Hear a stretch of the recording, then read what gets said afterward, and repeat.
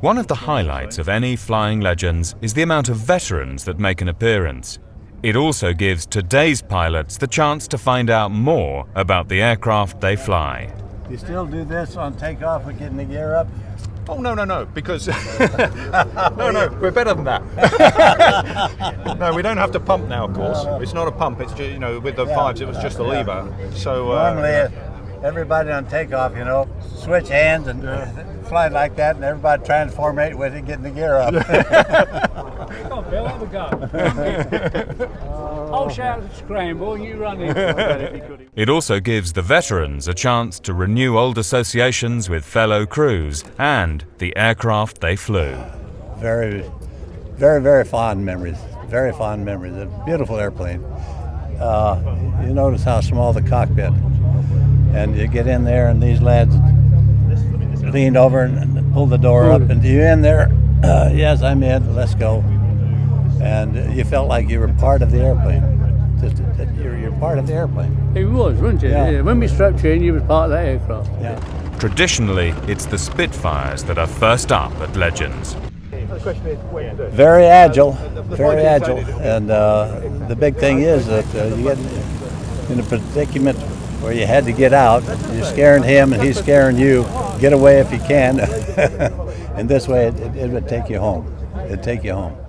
British ground crew didn't know what to expect when the first Americans arrived. Well, when we first met them, we expected to see cowboys, gangsters, anybody, what we'd seen on the film. I'd never met an American before. Then these chaps came along and they were superb. There was no doubt about it. Out come the cigarettes, American. We enjoyed them. Yeah. We enjoyed their company right the way through for 2.5 years, and they did help us out. There's no doubt about it. When these chaps were ready to go on a scramble, we was ready. We'd warm the engine up, get that ready for them. When they come running from the dispersal point or wherever they were, we'd have the parachute on the wing, or wherever they wanted it. Some liked on the wing, some didn't. They'd jump on, pull them on, strap them in, help them up here, strap them in here. I'd stand in front, they'd say contact, and away we go. But we used to wait for them to come back. And I can honestly say that after they'd left, you counted them in when they come back, and if one was missing, you never left the flights until he showed up, was dead, or it was in hospital or crashed somewhere else. You never left. Modern-day Spitfire pilot Charlie Brown and the Historic Aircraft Collection let us put a mini-cam into their Spitfire Mark 5B to give you a pilot's eye view of what it's like to fly in the display. Yeah, what's it like to display the Spitfire? Well, it's a fantastic airplane to display. It's very, very safe. It's ever so easy to fly, but don't tell everybody that if they want their money back. But it's a bit of a tricky to take off and a bit more tricky to land, particularly in a sort of gusty wind. But it is absolutely fantastic.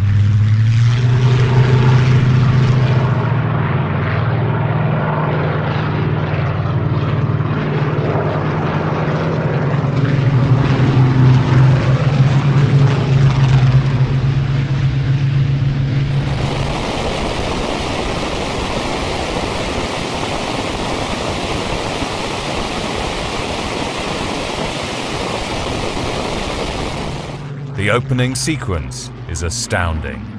A symphony of Merlin and Griffon engines to stir the soul.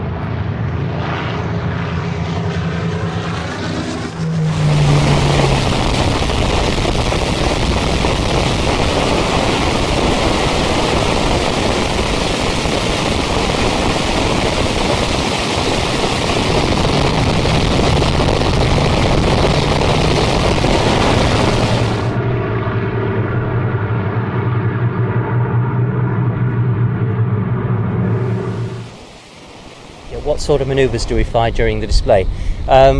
Yes, we normally fly just simple coordinated loops, rolls, nothing too strenuous, nothing that's sort of aerobatic, going to win an aerobatic competition, that's for sure, because we're trying to make it smooth, trying to preserve the energy in the aeroplane, trying to preserve the aeroplanes, because it's not the G you pull, it's the way that you pull it, nice and smooth, no hard corners, and just the aeroplane demands to be flown that way anyway.